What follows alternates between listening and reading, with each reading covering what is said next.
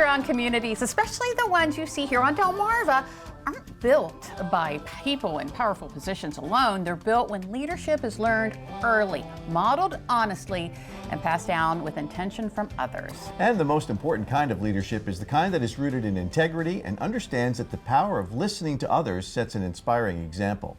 It's the kind of leadership that Jennifer Dickerson is working to honor since she was crowned Miss Salisbury. Welcome to Historic Studio D. You're Thank welcome. you for having me. And congratulations. Yes. Thank you. Thank Now, you. before we get to your title, tell us a little bit about your background and when you discovered that mentorship and being a leader, inspiring for others, became important. Well, I think I've always been a leader because I'm born the first child on both sides. So I think leadership kind of was passed to me because, you know, when you're the oldest, you have to do a lot of that. But when I realized that I wanted to do something for others, I was about 16 years old, and I just felt like life choices, the things that I had encountered in life were so heavy that I no longer wanted to live. You know, and it was someone that showed up for me in my darkest moments, and they weren't trying to fix it.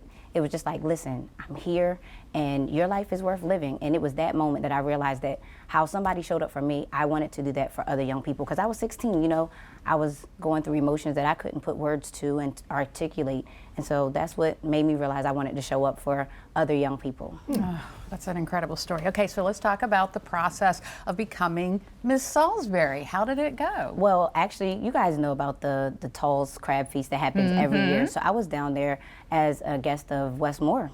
But while I was there, there's a bunch of people there. I met some really awesome people. But while I was there was a young lady that came to me, and she was like, listen, I read an article that was posted about you and what you're doing in our community. And I have to say that I absolutely love what you're doing for our young people, giving them exposure to real life, the real life.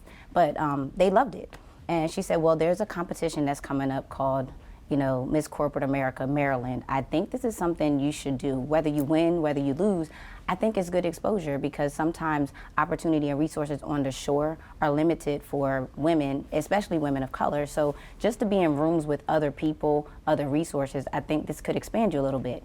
Now, the behind the scenes thing is I grew up with a bunch of boy cousins. So I was more of a tomboy. So coming into this look more girly, I felt like it was going to be a lot for me, but I did know what I had been offering to the young people within our community, working in the school system as a veteran. It was worth it. So I was like, you know, nothing beats a failure but a try. So I applied for the application.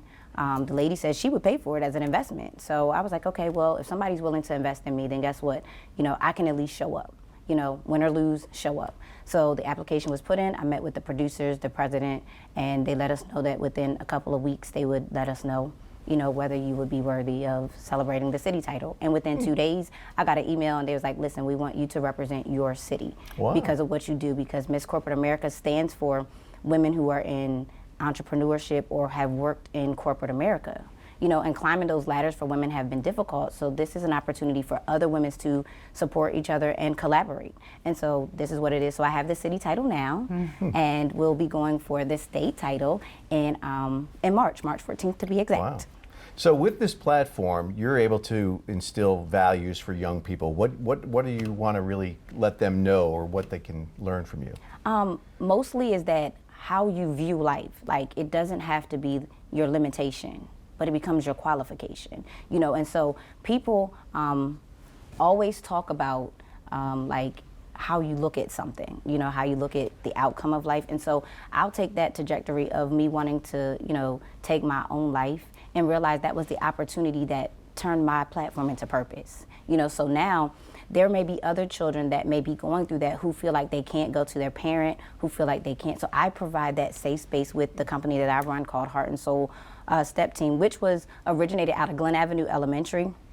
And the obstacles that came along the way, especially now after just losing my mother, you know, I found it hard to be motivated, but I used this motivation to speak into other children, to pour into them. And then guess what? I realized that all that I've poured into them, they end up being able to pour back into me, and they've been able to uplift me during this process. So that's what I really want to instill with them. It's not about perfection, but keep going. Like, don't let life stop you. Just keep going, keep pushing forward. That's the message that I want every young child, whether it's a young boy or a young girl, but they will eventually evolve into young queens and young kings. So even in that evolvement, just keeping the momentum to keep going. Yep. Wonderful, wonderful. And congratulations again. Good luck in March. Yes, Thank you yes, for yes. coming on to Thank DelmarvaLife. you. We'll have more information about Jennifer Dickerson, aka Miss Salisbury, on our website. Yes. Thank So you. inspiring. Thank so you. Thank inspiring. you.